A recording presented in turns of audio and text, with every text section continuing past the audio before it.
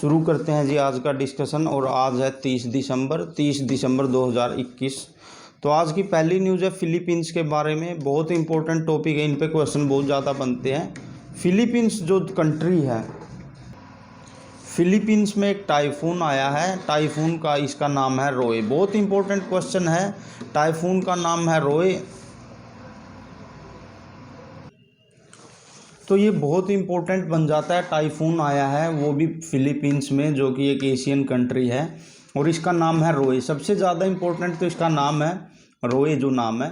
दूसरी बात ये इंपॉर्टेंट है कि जैसे हमारे देश में चक्रवात को साइक्लोन कहते हैं, इसमें फिलीपींस में या नॉर्थ ईस्टर्न एशियन कंट्रीज़ में इनको टाइफून बोला जाता है। इनके अलग अलग नाम भी पूछ लिए जाते हैं कि साइक्लोन को किस किस नाम से जाना जाता है। फिलीपींस, जापान और चीन में इनको टाइफून के नाम से जाना जाता है। साइक्लोन के नाम से इनको भारत में जाना जाता है। टोर्नेडो और हरिकेन के नाम से इनको यूएसए या फिर कनाडा में जाना जाता है। और विली विली के नाम से इनको ऑस्ट्रेलिया में जाना जाता है। ये हर एग्जाम में इनके नाम तक पूछ लिए जाते हैं कि अलग अलग देशों में इनको किस नाम से जाना जाता है। इसके साथ ही मैं आपको बता दूं, जो भी मेरा टॉपिक होगा जिस पे करंट अफेयर की न्यूज़ बनेगी, उस मेरी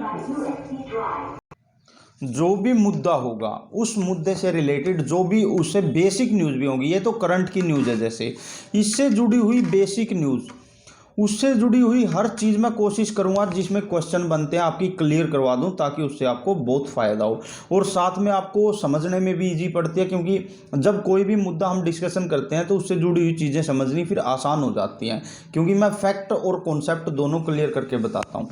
तो बता दूँ आपको, फिलीपींस की राजधानी है मनीला।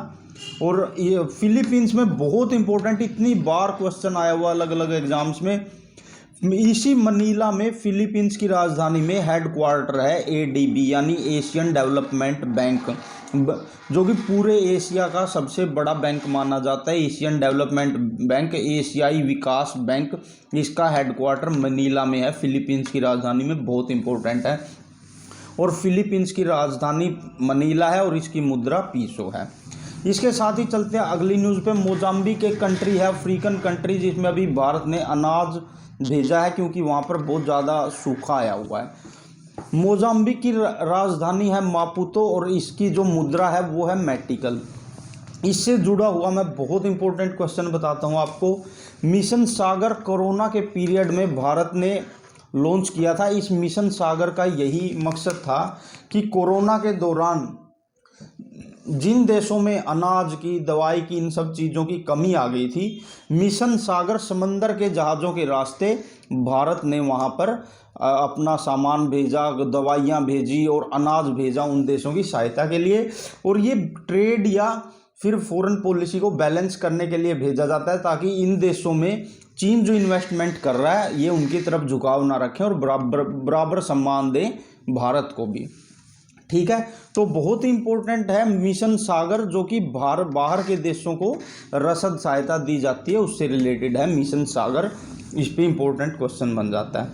अब चलते हैं अगले मुद्दे पे। अगला मुद्दा है बेलगांव। बेलगांव क्या है? ये कर्नाटक और महाराष्ट्र के बीच में अभी फसाद की जड़ बना हुआ है। वैसे बेसिकली ये कर्नाटक के अंदर है, लेकिन महाराष्ट्र कह रहा है कि यहाँ पे मराठी भाषी लोग बहुत ज़्यादा हैं। मराठी भाषी लोग होने के कारण इसको महाराष्ट्र का हिस्सा बनाओ। ठीक है, एक तो ऐसे पूछ सकते हैं कि बेलगांव किन किन दो स्टेट के बीच में फसाद की जड़ है, तो वो है कर्नाटक और महाराष्ट्र। दूसरी बात ये है, ये पूछ सकते हैं इससे रिलेटेड जो एक बहुत वेरी मच इम्पोर्टेंट क्वेश्चन है हिस्ट्री का। गांधी जी ने जब कांग्रेस हमारे देश में राष्ट्रीय आंदोलन को लीड कर रही थी, भारतीय राष्ट्रीय कांग्रेस, तो उसी कांग्रेस की अध्यक्षता गांधी जी ने सिर्फ एक बार की थी 1924 में बेलगांव अधिवेशन में। बेलगाम भी कह देते हैं, बेलगांव भी कह देते हैं। ऐसे क्वेश्चन आएगा कि गांधी जी ने जिस एक सम्मेलन की अध्यक्षता की थी वो कहाँ पर हुआ था? इसी बेलगाम में हुआ था। और कब हुआ था ये भी पूछा गया साल, तो वो 1924 में हुआ था। बहुत इंपॉर्टेंट है। और जैसा मैंने आपको बताया उससे जुड़े हुए अगर कोई और भी इम्पोर्टेंट क्वेश्चन है वो भी मैं आपको ज़रूर कराऊंगा, ताकि आपके क्वेश्चन उस टॉपिक से बाहर ना जाएं और आप उनको कैच कर लो। तो ये जो फसादों की जड़ को तो जो ये फसादों की जड़ होती हैं, कोई भी एरिया जैसे हरियाणा पंजाब में चंडीगढ़ का है, बेलगाम का, कर्नाटक और महाराष्ट्र का है, तमिलनाडु केरल के भी कुछ ऐसे मुद्दे हैं, उनके लिए राज्य पुनर्गठन आयोग जो होते हैं, स्टेट री ऑर्गेनाइजेशन कमेटी जो होती हैं या कमीशन होते हैं, वो इनका फैसला करते हैं। इससे इम्पोर्टेंट क्वेश्चन बहुत ही बार पूछे गए हैं। जो सबसे पहला स्टेट रीऑर्गेनाइजेशन कमेटी जो बनाई गई थी वो एस.के. धर आयोग था, या धर आयोग इसको कहते हैं। इतना इम्पोर्टेंट है ये, जिसका कोई भी अंत नहीं है कि पहला राज्य पुनर्गठन आयोग किसकी अध्यक्षता में बना, तो एस.के. धर की अध्यक्षता में बना। दूसरा ये भी आ जाता है कि दूसरी कमेटी किसकी अध्यक्षता में, कौन कौन इसके सदस्य थे, JVP। इसको याद करने का तरीका जो है, इसके सदस्य थे वो कौन कौन से थे, जवाहरलाल नेहरू, V से वल्लभ भाई पटेल और P से पट्टाभी सीतारमैया। और जिसके कारण सारे स्टेट बनने शुरू हुए, या जिस आयोग या समिति की सिफारिशें मानी गई, वो था फजल अली आयोग। इतना इम्पोर्टेंट क्वेश्चन है, बहुत ही ज़्यादा। 2015-16 में जो हरियाणा HSSC ने ऑक्शन रिकॉर्डर का पेपर लिया था, उसमें ये डायरेक्ट क्वेश्चन पूछा गया था कि फजल अली आयोग कब से कब तक बना था। ये 1953 से 1955 तक बना था, और जो बाद में स्टेट बनने की जो मांगे मानी गई थी वो इसी आयोग की मानी गई थी। इसके साथ ही बता देते हैं, ऐसे सीक्वेंस में भी आपसे पूछ लिया जाता है कि इन तीनों को सीक्वेंस में लगाओ। सबसे पहले एस.के. धर, फिर JVP कमेटी और फिर फजल अली आयोग। और JVP के तीनों सदस्य, J से जवाहरलाल नेहरू, V से वल्लभ भाई पटेल और P से पट्टाभी सीतारमैया। इसके साथ ही चलते हैं अगली न्यूज़ पे। इससे भी बहुत इंपॉर्टेंट क्वेश्चन बनेंगे, करंट और बेसिक दोनों। वर्ल्ड हेल्थ ऑर्गेनाइजेशन, विश्व स्वास्थ्य संगठन, इसने अल्ट्रावायलेट यानी कि पराबैंगनी जो किरणें होती हैं जो सूर्य से निकलती हैं, इनका इंडेक्स जारी किया है, सूचकांक जारी किया है। वर्ल्ड हेल्थ ऑर्गेनाइजेशन जो कि एक बहुत स्वास्थ्य के ऊपर है ना, वर्ल्ड में सबसे बड़ी ऑर्गेनाइजेशन है ये। तो इसमें क्या है कि जो पराबैंगनी किरणें, सूर्य से पराबैंगनी किरणें आती हैं, अगर वो ओजोन परत, इन पराबैंगनी किरणों को रोकने का काम है ओजोन परत का, और अगर वो ओजोन परत को पार करके भूमि पर आ जाती है, तो भूमि पर आने के बाद उनमें क्या होता है कि वो आदमी के दिमाग पर, उसकी त्वचा पर बहुत बुरा इफेक्ट डालती हैं। और ये इफेक्ट इन्होंने डालना भी शुरू कर दिया था। इसमें क्या हुआ था कि अंटार्कटिक का जो रीजन है और थोड़ा आर्कटिक का रीजन, वहाँ से ओजोन परत का जो छेद था वो लीक हो गया था, और वहाँ से ये जो अल्ट्रावायलेट रेज हैं ये पृथ्वी पर आनी शुरू हो गई थी। इसके साइड इफेक्ट आदमियों पर देखने शुरू हो गए थे, जैसे कि त्वचा के रोग, आँखों के रोग, मानसिक रोग। तो फिर उस समय पे क्या हुआ, बहुत इंपॉर्टेंट ऐसे जुड़ा मॉन्ट्रियल प्रोटोकॉल। मॉन्ट्रियल जो कि कनाडा में है, बहुत इंपॉर्टेंट, इतनी बार पूछा गया मॉन्ट्रियल प्रोटोकॉल किससे जुड़ा हुआ है, तो वो ओजोन परत के संरक्षण और पराबैंगनी किरणों को, अल्ट्रावायलेट रेज को रोकने से जुड़ा हुआ है। और ये मॉन्ट्रियल प्रोटोकॉल जो हुआ था 1987 में हुआ था। इसके बारे में आपको थोड़ा ओजोन परत या पराबैंगनी किरणों के बारे में बता देता हूँ।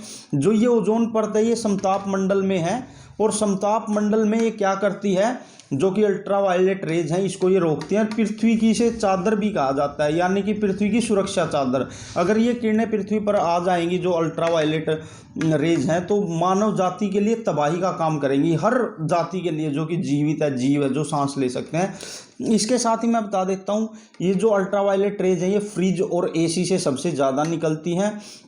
और ये क्लोरोफ्लोरोकार्बन, कार्बन का एक रूप होता है क्लोरोफ्लोरोकार्बन, वो इनको अल्ट्रावायलेट रेज जो होती है ओजोन परत जो होती है, वो इनको ओजोन परत को सबसे ज़्यादा नुकसान पहुंचाते हैं। यानी CFC, इसको शॉर्ट फॉर्म में CFC, क्लोरोफ्लोरोकार्बन, जो कहाँ से निकलता है, फ्रिज से निकलता है और AC से निकलता है। यही CFC सबसे ज़्यादा ओजोन परत को नुकसान पहुँचाता है। और जो ये ओजोन परत में जो छेद होता है, फिर उस छेद से पराबैंगनी किरणें नीचे पृथ्वी पर आने लगती हैं, जिसके कारण मानवों में तथा सभी जीव जंतुओं में विकार आने लग जाते हैं। इसको रोकने के लिए मॉन्ट्रियल प्रोटोकॉल 1987 कनाडा में हुआ था, और इसका जो इंडेक्स किसके द्वारा जारी किया गया, वर्ल्ड हेल्थ ऑर्गेनाइजेशन के द्वारा।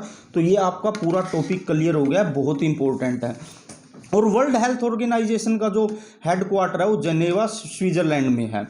इसके साथ ही आगे चलते हैं। शिप्रा दुरेजा हमारे जो देश की एक स्टूडेंट है, उसको जर्मन एक संस्था के द्वारा ग्रेट एजुकेशन देने के कारण, ग्रेट एजुकेशन मतलब एजुकेशन में ज़्यादा रिसर्च एंड डेवलपमेंट करने के कारण शिप्रा दुरेजा को DAAD पुरस्कार मिला। DAAD बहुत इंपॉर्टेंट है, वर्ल्ड लेवल पे बहुत जाना माना पुरस्कार है। किसको मिला है ये पूछेंगे, ये है शिप्रा दुरेजा और ये चंडीगढ़ यूनिवर्सिटी की स्टूडेंट है। इसके साथ ही हम चलते हैं अगली न्यूज़ पे। आलिया भट्ट है, आलिया भट्ट अभिनेत्री, इसको पीटा। ये एक संस्था है जो कि एनिमल के संरक्षण के लिए यानी एनिमल सिक्योरिटी के लिए जानी जाती है, ताकि उनको किसी तरह का हार्म ना हो, एनिमल को वो उनको कोई एक्सप्लॉइट ना कर सके। और ये अपना एक प्राइज़ देती है, पीटा प्राइज़ 2021 जिसको बोलते हैं। और इसमें ये पर्सन ऑफ द ईयर घोषित करती है। यही पर्सन ऑफ द ईयर पीटा 2021 की घोषित किया गया आलिया भट्ट को।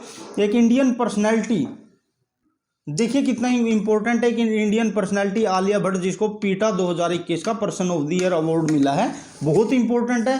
क्यों मिला, क्योंकि ये अपने जो पेट हैं इसके उनके वीडियो डालती रहती है, किस तरह उनको सेव करते हैं वो वीडियो डालती रहती है, इसलिए इसको ये मिला है। इसके साथ ही अगले टॉपिक पे चलते हैं। अरुणाचल प्रदेश के जो CM हैं उन्होंने कहा है ताई खामती यानी कि अरुणाचल प्रदेश का एक कबीला है। इस कबीले ने अंग्रेज़ों के विरुद्ध विद्रोह किया था और इसी कबीले के विद्रोह को भारत का सबसे पहला विद्रोह घोषित किया जाए। ये इम्पोर्टेंट है क्योंकि सेंट्रल गवर्नमेंट के पास उसने अपनी सिफारिशें दी हैं और ये सिफारिशें किसने दी हैं, खुद एक CM ने दी हैं अरुणाचल प्रदेश के। ऐसे भी आ सकता है क्वेश्चन, ताई खामती जो कबीला है वो किस स्टेट से संबंधित है, वो अरुणाचल प्रदेश से है। इसके साथ ही बहुत वेरी मच इम्पोर्टेंट क्वेश्चन जिसकी कोई हद नहीं है, मैं बताता हूँ। दानिश सिद्दीकी जो कि मुंबई प्रेस क्लब ने अभी एक अवार्ड दिए हैं और इनकी डेथ हो गई है अफ़गानिस्तान में अपनी जॉब करते करते। लेकिन इन्होंने इतनी अच्छी रिपोर्टिंग की दानिश सिद्दीकी ने रोहिंग्या पे, अफ़गानिस्तान में तालिबान पे, और उसी में ये शहीद भी हो गए। इन्हीं दानिश सिद्दीकी को जर्नलिस्ट ऑफ द ईयर 2021 का अवार्ड दिया गया है। और देखो कितना इम्पोर्टेंट है ये अवार्ड। ये अवार्ड हमारे देश के चीफ जस्टिस ऑफ इंडिया यानी कि सुप्रीम कोर्ट के चीफ जस्टिस मुख्य न्यायाधीश NV रमन्ना देंगे। और ये जो रमन्ना जी हैं, जब CGI ये अवार्ड देंगे तो सोच सकते हो इस अवार्ड की क्या क्या इम्पोर्टेंस है और कितना ग्रेट ये रिवॉर्ड होगा। और देखो इनकी जॉब कितनी अच्छी की इन्होंने, दानिश सिद्दीकी ने जॉब करते करते इंडिया के फेवर में इन्होंने बहुत कुछ दिखाया था और देश की भलाई के लिए, जॉब के लिए शहीद हो गए। तो इनको ये अवार्ड दिया जाता है जर्नलिस्ट ऑफ द ईयर। बहुत इंपॉर्टेंट है। जर्नलिस्ट ऑफ द ईयर किसको मिला है, दानिश सिद्दीकी को। किसके द्वारा, मुंबई प्रेस क्लब इसको देती है। ये देश के जर्नलिस्ट के हाईएस्ट अवार्ड में से आता है। इसके साथ ही किसके द्वारा दिया जा रहा है, NV रमन्ना जो कि देश के CGI chief justice of India है सुप्रीम कोर्ट के। इसके साथ एक क्वेश्चन और आ जाता है, छोटे मोटे एग्जाम HSSC या स्टेट एग्जाम में तो ये भी पूछ लेंगे हमारे CGI कौन है, तो NV रमन्ना है। ये थी आज का खबरों का सिलसिला। मैं उम्मीद करता हूँ आप सभी को ये पसंद आया होगा। आप सभी का शुक्रगुजार हूँ, आप मेरी वीडियो देखते हो और लाइक करते हो। मेरी ये कोशिश रहती है कि जो भी टॉपिक मैं पढ़ाऊँ उससे जुड़े हुए फैक्ट, कॉन्सेप्ट और बेसिक और करंट हर तरह के क्वेश्चन मैं करवा दूँ, ताकि घुमा फिरा के क्वेश्चन सेट करने वाला एग्जामिनर है वो कोई भी क्वेश्चन पूछे पर आप उसकी पहुंच बना लो और उस क्वेश्चन को अच्छे से सोल्व कर लो। तो धन्यवाद दोस्तों। जय हिंद, जय भारत।